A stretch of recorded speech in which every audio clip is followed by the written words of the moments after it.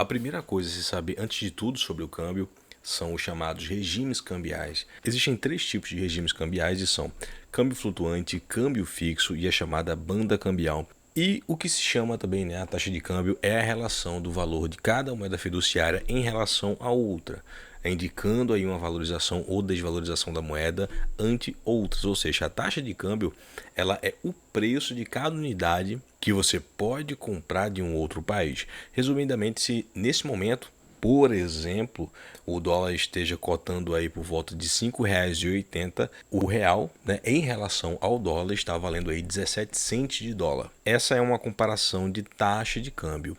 O regime de câmbio fixo, ele é um meio monetário que deixa aí pareado de maneira fixa a taxa de câmbio em relação a outra, como referência fixa, ou seja, pareado. Exemplo, o Brasil já adotou o câmbio fixo primeiramente em 1964 e foi até 1968 e depois novamente no início do Plano Real, entre 1994 no início até 1999. Nesse período o câmbio era fixo, ou seja, R$ 1 valia $1. Esse regime permite previsibilidade, pode ser vantajoso principalmente para o comércio de importações, entre os países, mas principalmente o consumo e turismo. Porém, ele se torna absurdamente caro e inviável para o Banco Central e deixa o país aí muito vulnerável a crises externas, como aconteceu no passado, depois o fim aí nesse regime de câmbio. Especificamente, o Banco Central ele tem aí que ficar negociando a própria moeda para poder manter aí essa referência.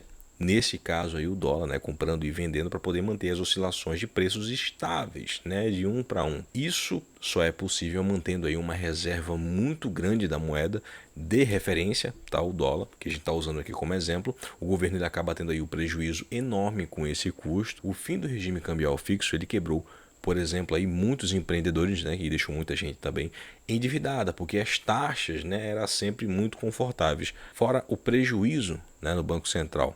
Nem preciso falar o porquê que esse é um péssimo regime cambial, mas muitos países hoje, inclusive da América do Sul, preferem manter aí o dólar como moeda de curso legal. Significa que você pode usar comercialmente, mesmo ela não sendo a moeda oficial do Banco Central. E indo para o regime de câmbio flutuante, nele o Banco Central interfere e o câmbio é determinado basicamente pela oferta e demanda, que é influenciado por vários fatores, sejam eles riscos, oportunidades, segurança, crescimento, má gestão. Por exemplo, o dólar recentemente aí bateu topo histórico pelos riscos fiscais, temores institucionais diversos aí, aumento das taxações de impostos para alimentar a máquina aí. O que acontece é o seguinte, Isso vale para todos os países que adotam o regime. Se há riscos, há fuga de capital. Seja ele estrangeiro ou do próprio povo. Também a fuga de patrimônio pela falta de segurança, os milionários empreendedores saem do país, alguns fecham negócios. Tudo isso acaba influenciando o câmbio, porque existe aí uma alta demanda por moedas mais seguras. Basicamente o euro mantém alta, o dólar, que é uma moeda aí muito usada, muito comprada nesses períodos aí de oscilações, de crises, temores, e me refiro não apenas ao Brasil, mas o mundo inteiro. Da mesma maneira acontece no modo inverso, quando o país ele tem sinais aí de otimismo, controle de gastos, superávit ao invés de déficit, crescimento econômico real, confiança nas instituições, o país ele começa a ter uma atenção estrangeira para alocação de capital, investimentos, a economia inteira começa a crescer. Investidores e empreendedores brasileiros começam a se arriscar mais, seja em empreendimentos ou até mesmo expansão de um negócio, geração de emprego, começa a ter aí uma compra maior pela moeda, e venda da outra. O dólar e o euro em relação à moeda emergente começa a se desvalorizar, ou seja, a moeda emergente, o real usado como exemplo aqui, começa a se valorizar ante a outra moeda, o dólar, Então significa que a taxa de câmbio diminuiu. Olha, sendo o mais simplista possível, esse regime de câmbio é o melhor a ser usado numa economia exportadora e importadora, pela eficiência e funcionalidade da própria moeda para o mercado global, e a própria população também. Além, lógico, de ser também um indicador de como é que o país está, do humor do mercado. Nesse caso aí o mercado somos nós, ok? Por isso, em momentos de crise e instabilidade política, o dólar sempre se sobressai pela segurança, E o mundo inteiro começa a alocar capital lá. Por isso, Vemos bolsas ao redor do mundo nesses momentos aí caindo, mas o S&P, a Nasdaq subindo, dólar ganhando mais peso, ouro, Bitcoin seguindo a mesma tendência. Tudo isso por conta de riscos versus oportunidades. Mas o que fala mais alto aí no câmbio são sempre os riscos. Tá? Isso é o que mais pesa aí na moeda. O câmbio flutuante é basicamente a flutuação de valor estabelecida pelo mercado, quem compra e quem vende, tá? A moeda pelos motivos que eu estou citando aqui. 2, beleza? Agora, indo para o regime de banda cambial, nele o Banco Central estabelece um limite, tá, de alta e de queda para que a moeda não caia abaixo de um determinado parâmetro ou aumente acima. Esse controle ele é feito através de intervenções de compra e de venda da moeda para manter esses limites aí estabelecidos. A banda cambial ela também é chamada de câmbio deslizante, né, por conta desses parâmetros. Geralmente esse regime de câmbio ele é usado, né, em períodos de colapso da moeda, ou seja, que já imprimiram loucamente e acaba causando inflação da moeda, né, desvalorização, né, cujo termo econômico é inflação monetária. Esse regime, por exemplo, ele é usado na Argentina desde 2018, né, por conta do desequilíbrio que a inflação monetária causou na economia interna e também complicações nas exportações e importações, tendo que começar a usar o dólar como meio de escambo natural. Assim, lógico, como o próprio comércio já adotou, não só lá, mas também no Uruguai, Paraguai.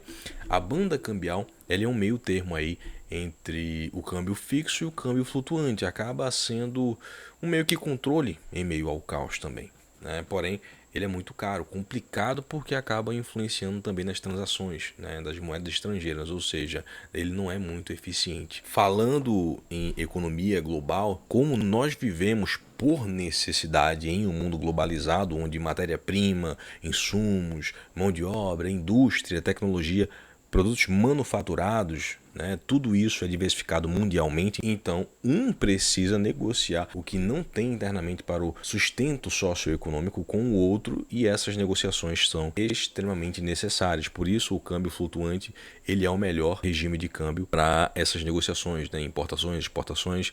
Quando existe aí uma desvalorização da moeda, existem dois lados aí, tá? O preço daquilo que é importado encarece, então tem aí uma inflação de preços de produtos relacionados, né, seja por conta de insumos agrícolas ou até mesmo de gasolina, que vem refinada para cá, né, e o Brasil não tem capacidade de refino, e acaba causando aí aumento de preços, porque toda a logística depende desse meio aí energético.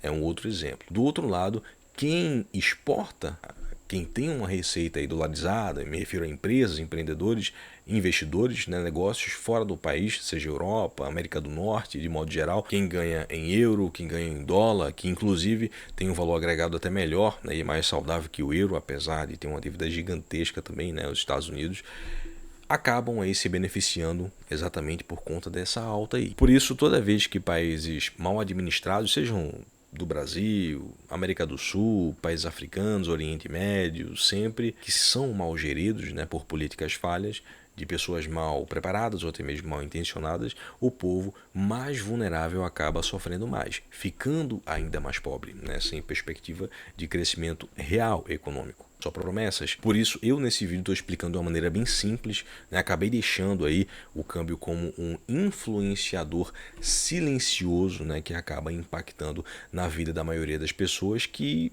muitas vezes não sabem o quanto e nem muito menos o porquê. Por isso, é muito importante você compartilhar esse vídeo, tá? Me diz aí a sua opinião, o que é que você acha. Essas informações podem agregar a vida de outras pessoas, por isso volto a dizer aqui que compartilhamento é muito importante. Curte, porque o seu apoio aqui mantém um vídeo relevante para o YouTube, tá? Ele não é esquecido. E não deixa de se inscrever e ativar o sino de notificações, porque inscritos têm aí moral nas sugestões de vídeo, assuntos ou até mudança de dinâmica aí do canal. Tá? A gente vai voltar a fazer vídeos aí sobre fundos imobiliários, fiagros, tá? Ações aí em peso.